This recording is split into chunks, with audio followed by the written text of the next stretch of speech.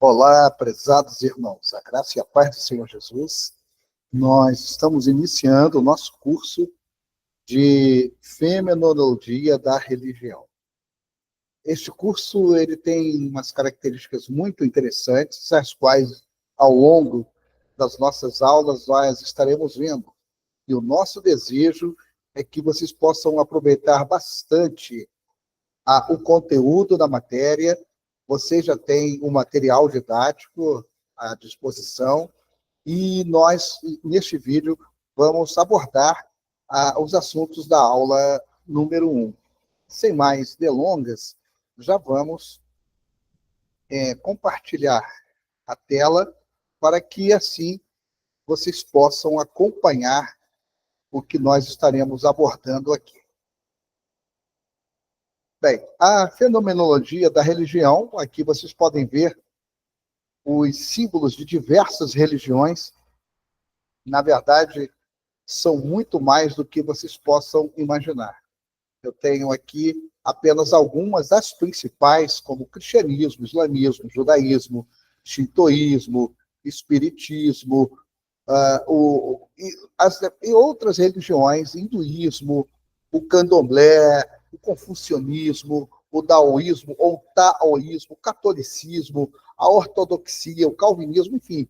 Há uma série de religiões no mundo, são diversas as religiões, mas eu não poderia abordá-las todas.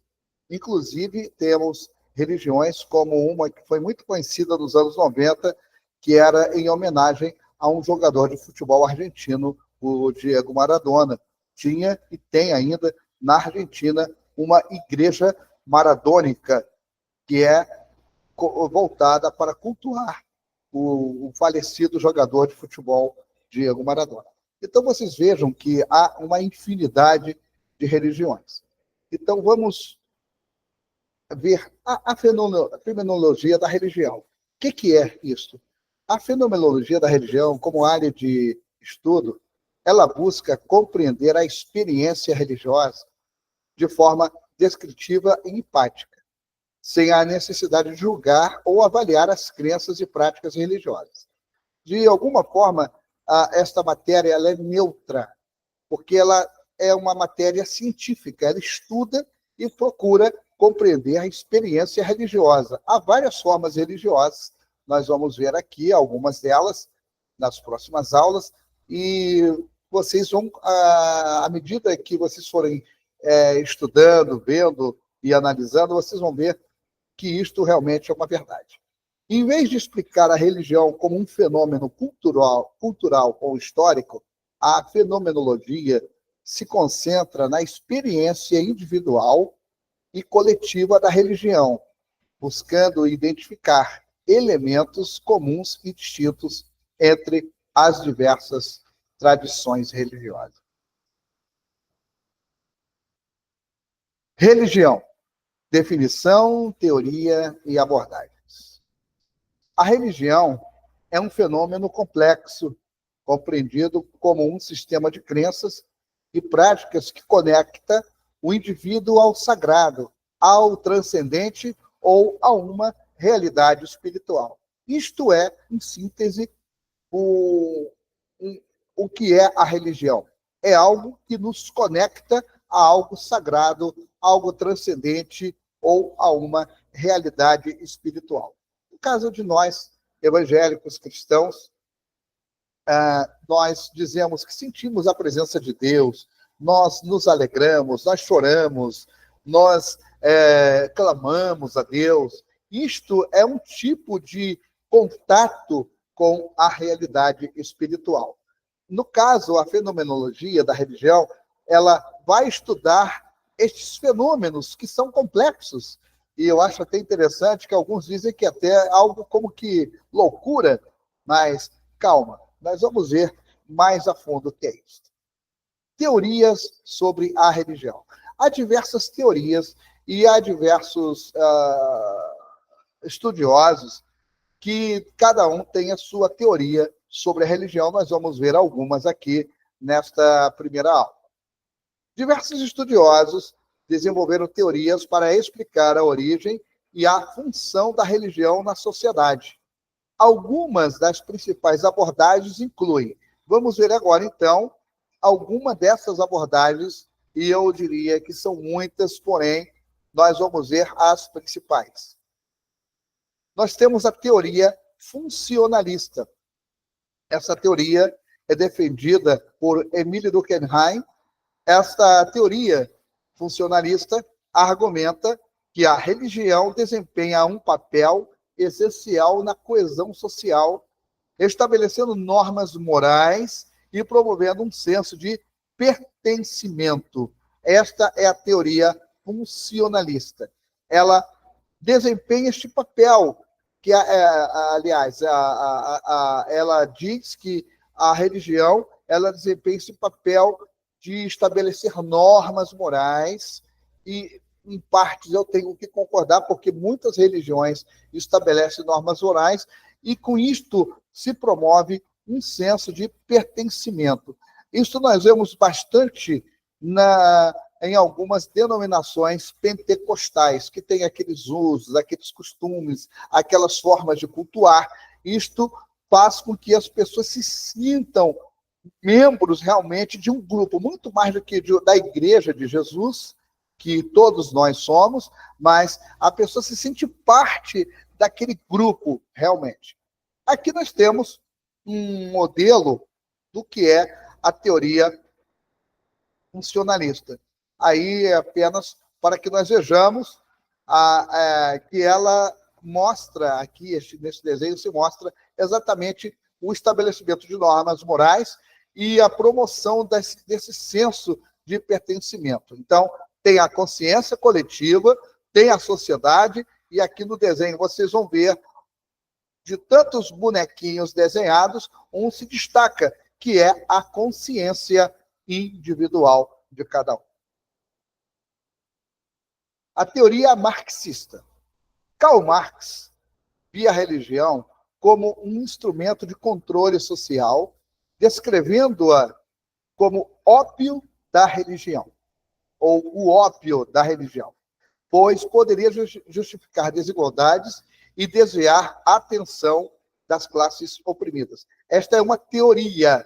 Assim via Karl Marx a religião. Era um instrumento de controle social que ele definia que era o ópio do povo. O ópio é uma droga alucinógena que faz a pessoa perder o senso das coisas, desvia a atenção da pessoa. Aqui está Karl Marx, e aqui uma frase de Karl Marx muito interessante. A religião é o suspiro da criança acabrunhada, o coração de um mundo sem coração, assim como também o espírito de uma época sem espírito. Ela é o ópio do povo. Então, esta era a frase, esta frase tornou-se muito popularizada, principalmente dos movimentos da esquerda em todo o mundo, que usa esta teoria de Karl Marx em relação à religião. Quando Karl Marx ele menciona o ópio, observem bem, esse ópio que ele menciona trata-se de uma metáfora, pois a essência da questão marxista está na exploração dos mais pobres pelos mais ricos. Marx entendia que a religião era um conforto para os explorados, que se amparavam a ela, ou seja, a religião, a fim de se compensarem, onde o sofrimento religioso compensava o sofrimento real. Então, segundo Marx, em uma sociedade sem exploradores, não haveria explorados. Sendo assim, a religião deixaria de existir.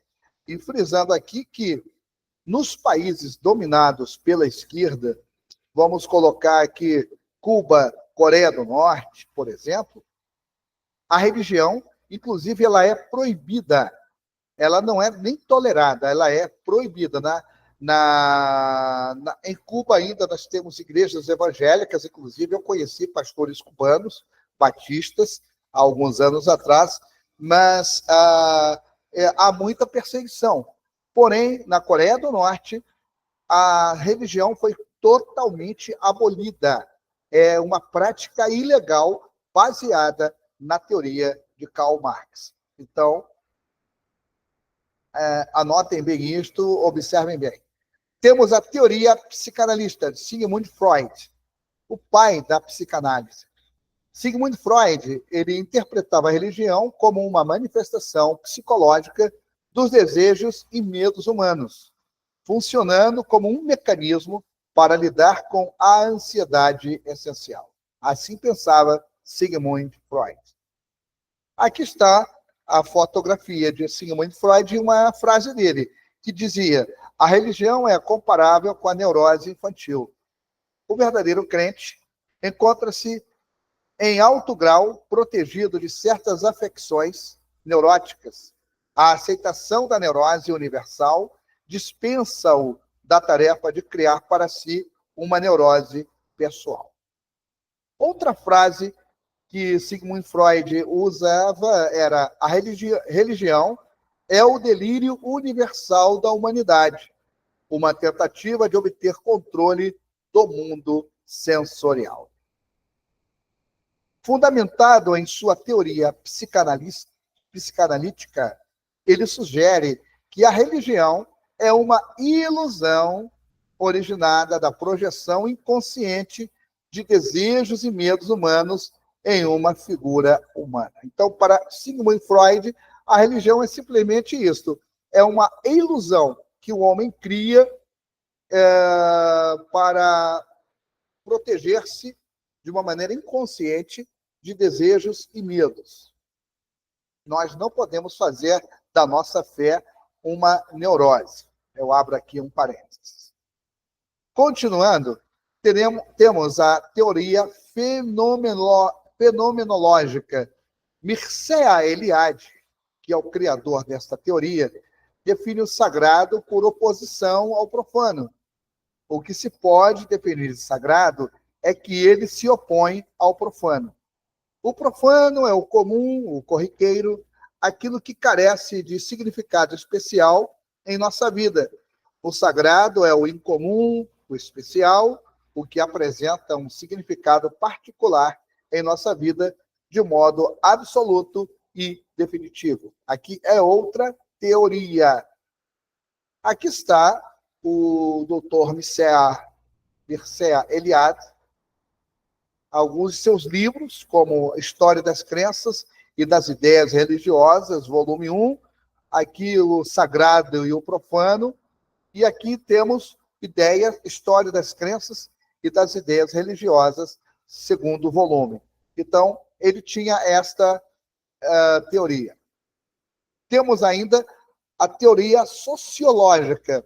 Max Weber explorou como a religião influencia e é influenciada por fatores sociais e culturais, analisando, por exemplo, a relação entre a ética protestante e o desenvolvimento do capitalismo, que são dois opostos. A ética protestante, baseada na Bíblia, ela é moralista, ela é visando a família, os bons costumes, etc. Já o desenvolvimento do capitalismo, ele traz consigo várias consequências, como o alcoolismo, a prostituição, a destruição da família. Simplesmente a pessoa tem que viver para si, através do dinheiro, através do que ela produz, etc. Então, ele analisava as oposições culturais, no caso aqui a ética protestante e o desenvolvimento do capitalismo. E aqui está uma série de coisas que Max Weber defendia. Então, ele coloca aqui: o indivíduo faz a sociedade através da ação social. Observem bem que é muito interessante isso. Outra coisa que ele fala aqui, o tipo ideal. O método que propõe analisar todas as características acerca de um fenômeno social para compreendê-lo, que não necessariamente existe um plano real, mas que servem para a reconstrução das relações desse fenômeno. E ele coloca aqui, eu não vou falar tudo, pois é uma teoria muito longa, é apenas aqui uma definição para que nós possamos analisar, inclusive, a posteriori. Aqui está a teoria de Max Weber, que defendia, que dizia e via a religião como influência e influenciada por fatores sociais e culturais. Saindo da teoria, vamos ver o que é religião e ideologia. Religião e ideologia são conceitos distintos, mas podem se cruzar em diversos contextos sociais e políticos.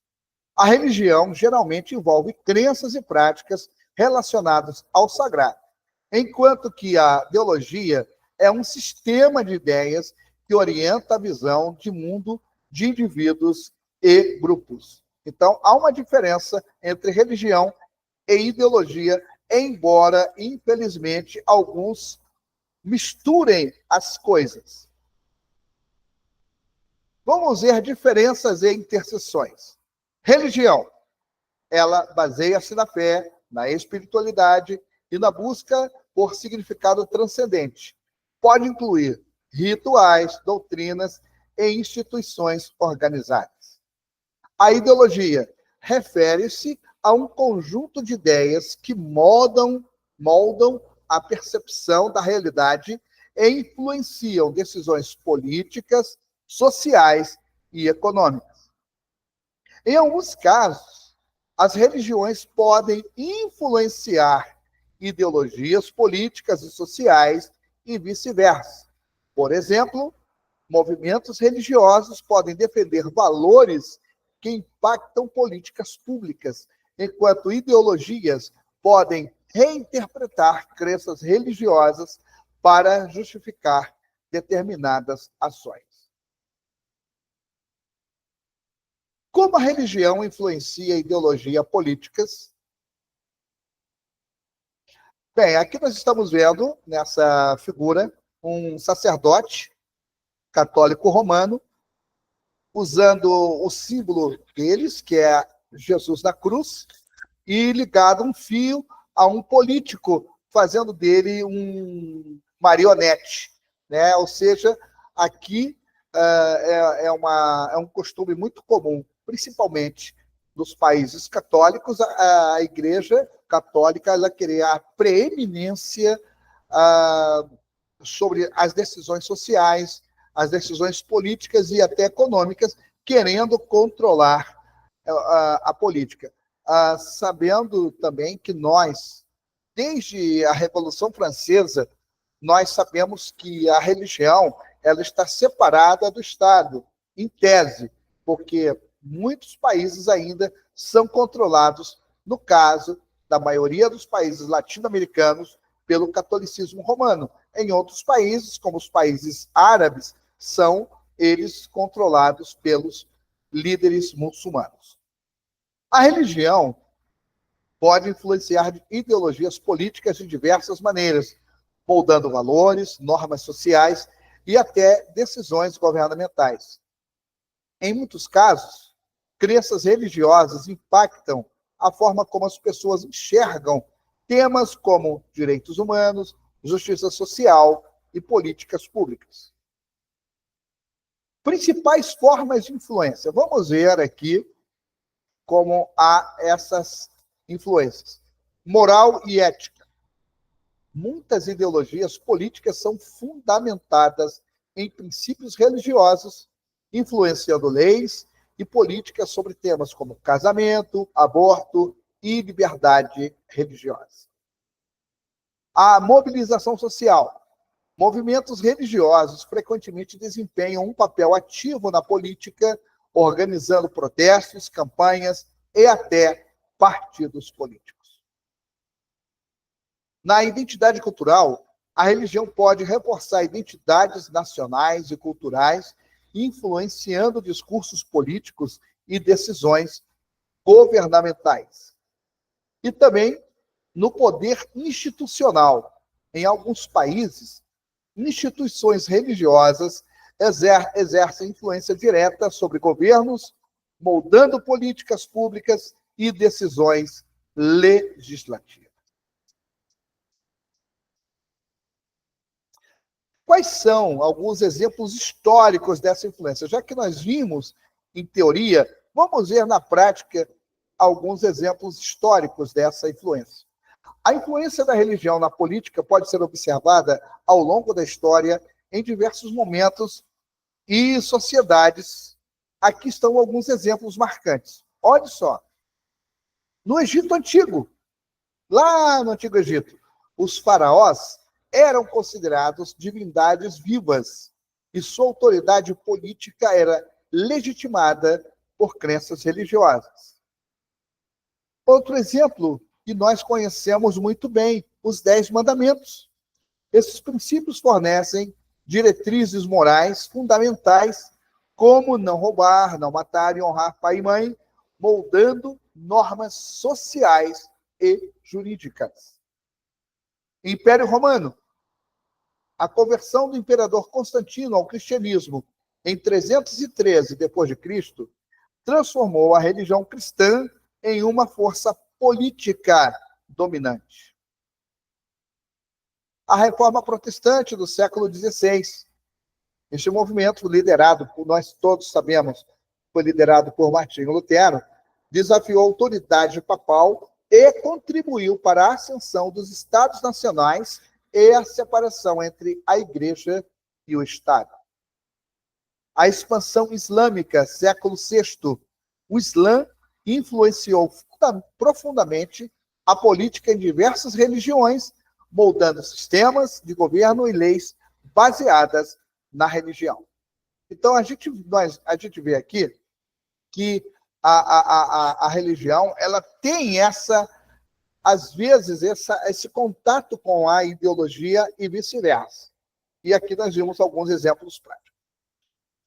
Religião, cosmovisão e processo cognitivo. Falando de cosmovisão, nós vamos ver em algumas aulas a presença a cosmovisão de cada, ou pelo menos de algumas religiões. Vamos cosmovisão. O que é cosmovisão? É também chamada de visão do mundo. É a forma que uma pessoa ou grupo interpreta e compreende o mundo, suas crenças, valores e sentimentos sobre uma realidade. É um conjunto de ideias que molda a maneira como vemos o mundo, as pessoas e o universo. Então, nós brasileiros, por exemplo, temos uma cosmovisão que eu considero, às vezes, um pouco medíocre. Qual é a cosmovisão do brasileiro? Samba, carnaval, futebol, festas. E isso, em geral, é uma crença geral, é um costume geral, e que, na verdade, nos acaba prejudicando muito. Por exemplo, carnaval.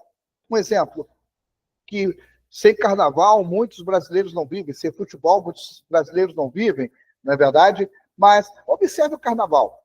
Um exemplo somente. O carnaval faz com que o país pare durante 4 dias.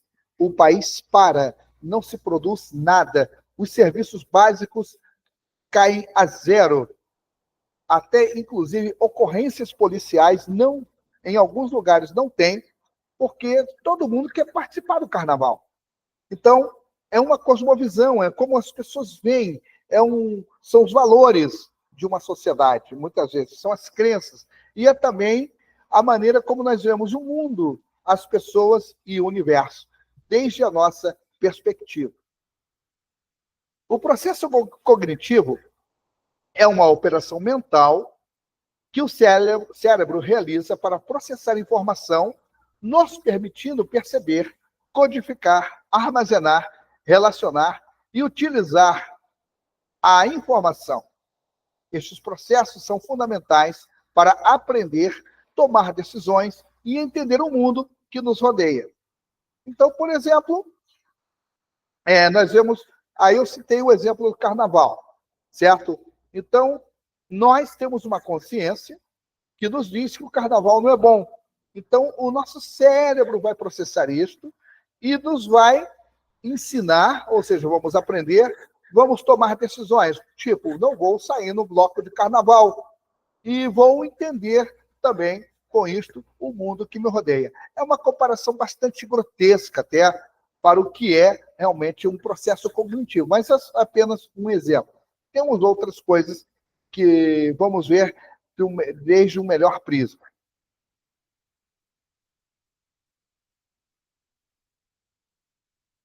Cosmovisão religiosa. Nós vimos o que é a cosmovisão, mas vamos ver agora a cosmovisão religiosa. Aqui temos um globo terrestre e, mais uma vez, os símbolos de diversas religiões. A cosmovisão é o conjunto de crenças fundamentais que moldam a percepção da realidade. No contexto religioso, ela pode incluir origem e propósito da vida. Muitas tradições religiosas oferecem explicações sobre a criação do universo e o significado da existência. No caso da Bíblia, é assim.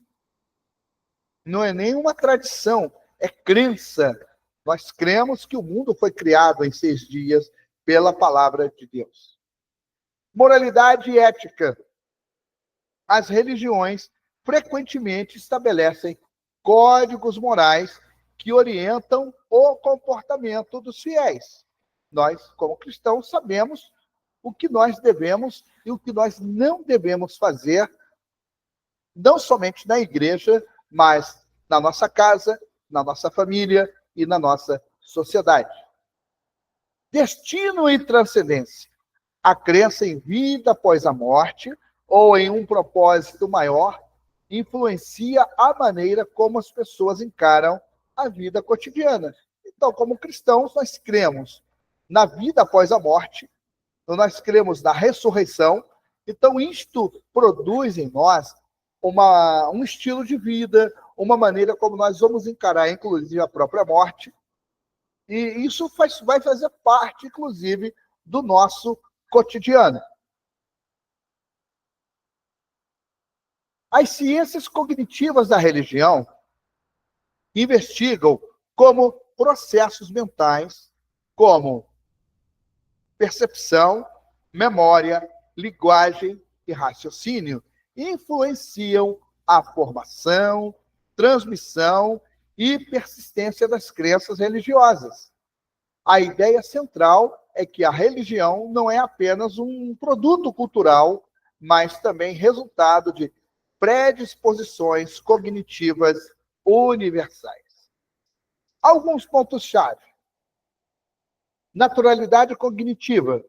Certas ideias religiosas, como crenças em agentes sobrenaturais, são facilmente assimiladas porque se encaixam bem nos modos naturais de pensar da mente humana. Exemplo, nós cremos em Deus, cremos em Jesus Cristo, Espírito Santo, Satanás, os demônios, os anjos. Então, e nós cremos que essas coisas, elas se encaixam na nossa maneira de pensar. Quando a gente vê uma pessoa com algum problema, um exemplo somente, se nós não tivermos um bom discernimento, vamos dizer, não, isso é um problema espiritual, a pessoa está com demônios, ela está sob influência maligna, certo? Essa é a maneira como nós encaramos. Então, isso se chama naturalidade cognitiva. 2 modos de religiosidade. Segundo Harvey Whitehouse, há o modo doutrinal, baseado em repetição, em ensino formal, e o imagista, baseado em experiências emocionais intensas e memórias episódicas. Então, como nós traríamos isto para a nossa forma de ver ou para a nossa crença? Modo doutrinal. Nós pregamos a palavra de Deus, nós ensinamos, temos escola dominical, temos discipulado, estudos bíblicos, etc. Isto nos forma, isto nos faz melhores perceptores da realidade espiritual. Mas tem aqueles, inclusive dentro das nossas igrejas, que se baseiam em experiências emocionais, tem que cair, tem que gritar, tem que chorar, tem que dar cambalhota, ou seja, experiências emocionais intensas, falar em línguas, cânticos espirituais, etc, etc, etc, visões, profecias,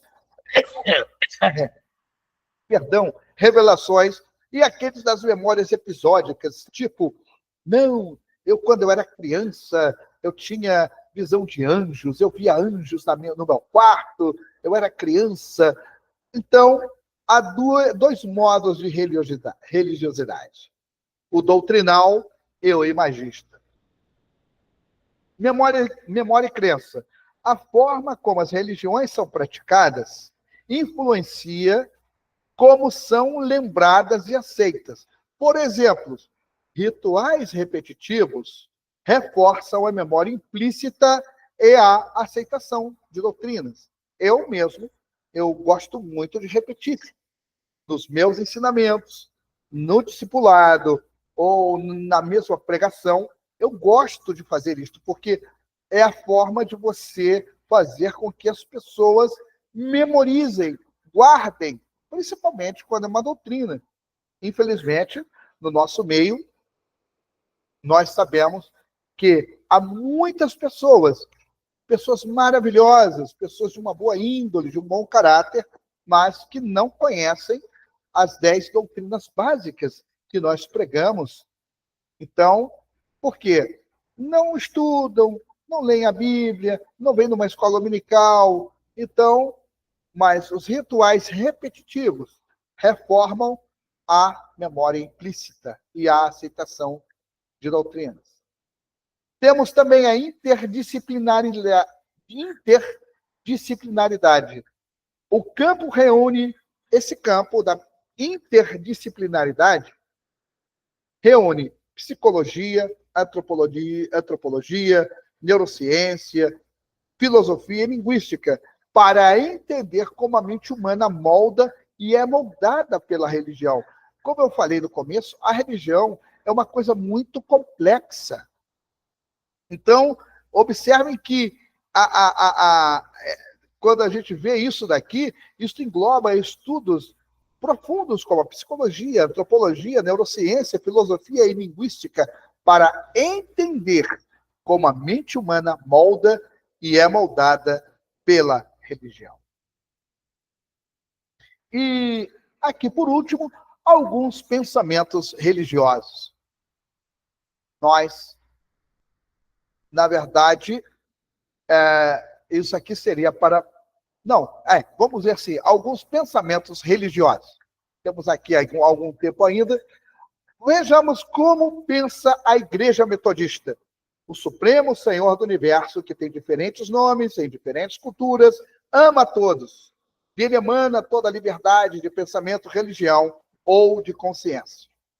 Eu tirei isso de vários livros. Aqui temos o pensamento do judaísmo.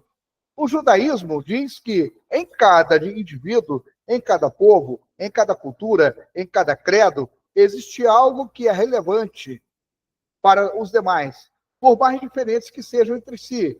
Enquanto cada grupo pretender ser o dono exclusivo da verdade, o ideal da fraternidade universal permanecerá inatingível. Esta é a cosmovisão judaica, ou como o judaísmo pensa. Temos aqui o famoso líder indiano Mahatma Gandhi. Ele dizia o seguinte: a regra de ouro consiste em sermos amigos do mundo e em considerarmos toda a família humana como uma só família. Quem faz distinção entre os fiéis à própria religião e os de outra, deseduca os membros de sua religião e abre caminho para o abandono à irreligião. Temos também aqui o pensamento da Igreja Presbiteriana Independente do Brasil. A beleza do nosso país reside justamente na diversidade cultural e religiosa do seu povo. Temos que quebrar as barreiras que nos impedem de dialogar com aqueles e aquelas que pensam e que agem de forma diferente, mas têm o mesmo objetivo, a valorização da vida. Aqui temos o pensamento de Maomé. Se eles se inclinam à paz, inclina-te tu também a ela. e encomenda-te a Deus. Assim dizia Maomé. Temos aqui Allan Kardec.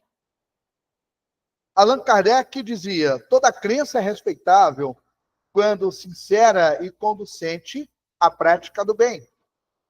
Temos aqui o pensamento da LBV, Legião da Boa Vontade, que dizia: somos humanidade. Desde o princípio das eras temos indissolúvel ligação neste mundo. Somos, portanto, muçulmanos, shintoístas, católicos, brahmanistas, budistas, protestantes, judeus, espíritas, esotéricos, agnósticos, humanistas, ateus. Somos, por fim, seres humanos. O pensamento do hinduísmo, a meta última da religião é o amor. Todas as religiões e crenças são consequentemente válidas, e sua aceitação tem de ser baseada na liberdade e numa opção consciente e espontânea. De outra forma, a religião não teria como meta o amor.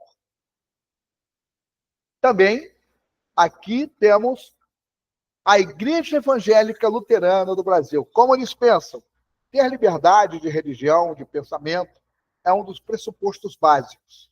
Como luteranos, entendemos os malefícios da discriminação, tendo em vista que Martinho Lutero, que iniciou a reforma da Igreja na Alemanha, foi severamente discriminado devido às suas convicções. Outro pensamento da Igreja Brasil para Cristo, ou Igreja Pentecostal ou Brasil para Cristo. Nenhum segmento religioso pode coagir alguém pela força ou ameaça a aceitar ou mudar de crença religiosa. Todos os segmentos religiosos devem promover uma cultura de paz e ordem, trazendo benefícios à população em geral, especialmente aos menos favorecidos.